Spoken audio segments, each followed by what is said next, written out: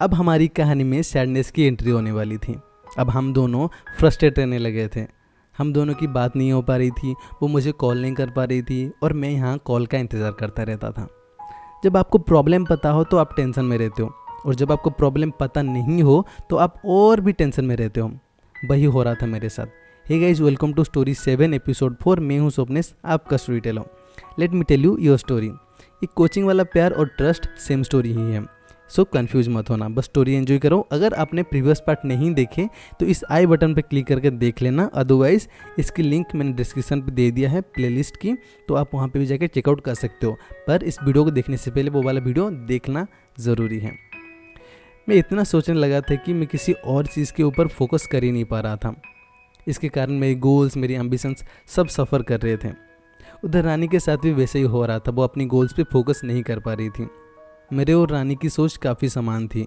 हम दोनों यही सोच रहे थे कैसे इस चीज़ को ख़त्म करेंगे, कैसे हमारे पेरेंट्स को मिलाएंगे, कैसे सब कुछ बैक टू नॉर्मल कर पाएंगे। उधर रानी भी मौका ढूंढ रही थी कि अपने पेरेंट्स को बता पाए कि मैं कितना अच्छा हूँ, मैं कितना उसे केयर करता हूँ, मैं उसे कितना खुश रखूँगा वगैरह वगैरह। इधर मैं भी अपने घर में बताना चाहता था। ये सब शुरू होने से पहले ग्रेजुएशन के दौरान रानी एक और फ्रेंड के साथ मेरे घर में आई थी। फॉर्चुनेटली और अनफॉर्चुनेटली मैं घर में नहीं था, पर वो मेरे पेरेंट्स से मिली थी और मेरे पेरेंट्स कहीं ना कहीं रानी को पसंद करते थे, तो मेरे लिए काम आसान था अपने पेरेंट्स को कन्विंस करना। पर रानी के घर में सीन कुछ अलग था। उसके घर में मुझे जानते थे पर इम्प्रेशन कुछ खास नहीं था मेरा। एक दिन रानी डिनर के बाद बेड सजा रही थी। उसकी माँ अंदर आई और बड़े प्यार से एक सवाल की, अच्छा कार्तिक, करता क्या है, उसकी फ्यूचर प्लान्स क्या क्या हैं। रानी अंदर से बहुत खुश हो गई, बिकॉज उसे यही मौका चाहिए था कि अपने पेरेंट्स को वो कन्विंस कर पाए। और जब उसकी मम्मी सामने से पूछ रही थी तो उसे लगा कि उसकी मम्मी अब इंटरेस्टेड है उसकी स्टोरी में। बड़े खुशी से वो अपनी माँ को सब कुछ बताई, एवरीथिंग अबाउट मी, मैं कैसा हूँ, क्या करता हूँ, प्लान्स क्या क्या हैं। वो हर अच्छा पॉइंट बताने की कोशिश कर रही थी ताकि उसकी माँ मुझे लाइक करे, और उसकी माँ भी बड़े ध्यान से सारी बात सुन रही थी। जब रानी अपना पूरा कहानी ख़त्म करी तो उसकी माँ बोली, अच्छा है, पर सब कुछ भूल जा, पास्ट को याद रखने की ज़रूरत नहीं है। Wait, past? रानी के दिमाग में बहुत सारे सवाल आने लग गए। ये मेरी माँ क्या बोल रही है? वो कुछ सवाल पूछने से पहले रानी की माँ बोलती है, तुम्हें लड़के वाले देखने आ रहे हैं इसी हफ्ते। She was shocked, she couldn't speak even a word. इसको वो दिमाग में घुसा नहीं पा रही थी। उसके बीच में उसकी माँ रूम से चली गई। ऑल दिस वाइल रानी मुझसे बात तक नहीं की थी, और सडनली उससे किसी ने मेरे बारे में पूछा था, और जिस एक्साइटमेंट के साथ वो एक्सप्लेन कर रही थी उसकी माँ ने सारी एक्साइटमेंट को पैरों तले कुचल दिया। इधर रानी सोच रही थी कि उसकी माँ अब उसकी बात सुनने में इंटरेस्टेड है, उसकी रिलेशनशिप में इंटरेस्टेड है, पर बात ऐसा नहीं था। उसकी माँ यही कंफर्म करने आई थी कि इतने दिन बात नहीं की है, शायद मुझे अब भूल गई होगी। कुछ देर बाद रानी धीरे धीरे शौक से बाहर आने लगी। अब उसके अंदर दर्द और गुस्सा दोनों ही भर रहे थे। एक बार के लिए रानी रो पड़ी और गुस्से से अपनी पिलो फेंकने लगी। It was heartbreaking for her. जब बाहर का कोई इंसान दिल तोड़ता है तो हम उतना ज़्यादा केयर नहीं करते, पर जब अपने ही हालात नहीं समझते और मुंह फेर लेते हैं तो उस दर्द की कोई सीमा नहीं होती। छाती के अंदर इतना दर्द होता है कि जैसे दिल फट रहा है। उसको रात भर नींद नहीं आई, सारे मेमोरीज आंखों के सामने ही आ रहे थे। पिलो में अपना मुंह छुपा के रो रही थी। उसके दिमाग में बस यही चल रहा था कि काश ये सब शुरू ही नहीं हुआ होता, काश हम उस दिन भाईजाक जाते ही नहीं। ये कुछ सवाल और कुछ रिग्रेट के साथ रानी को नींद आ गया। अगले दिन सुबह उठ के ही वो चुपके से गई, अपनी मम्मी की फ़ोन से मुझे मैसेज कर दी, और कुछ डिटेल्स नहीं था, बस लिखा था कि वो मेरे लिए एक लड़का ढूंढ रहे हैं।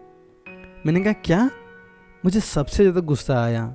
इतने दिन बाद तो मैसेज की, और वो भी ऐसा मैसेज। अब सिचुएशन और ख़राब हो गई थी। अभी उस ओर से वो फ्रस्ट्रेट थी और इस ओर से मैं फ्रस्ट्रेट था।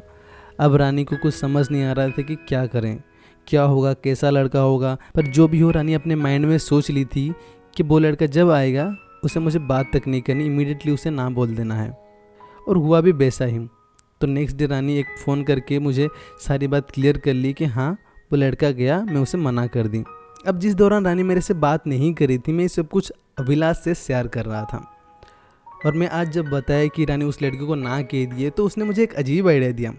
देख, अगर इतना ही प्रॉब्लम हो रहा है ना तो ले चलना उसे, कहीं अलग सेटल हो जा, फिर अपनी गोल भी फॉलो कर लेना।